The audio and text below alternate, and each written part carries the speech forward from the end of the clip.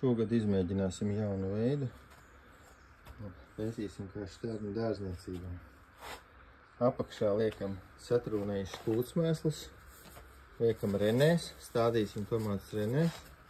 Pa virsu veram kūdras substrātu. Viņa liek uz tonu 12 kg krītu. Un vēl kaut 400 gramu minerālo mēslojumu.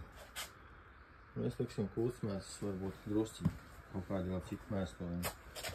Tālāk siesim reni ciet, ik pēc 50 cm ar tādām auklām.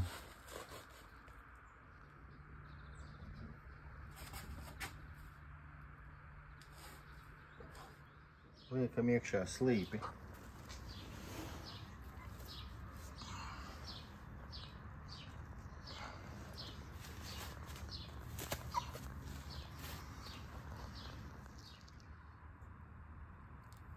Ņemam un aplaistam.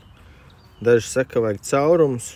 Nu, ja būs pa slapju, izduršu caurums, bet tagad pagaidām neduru.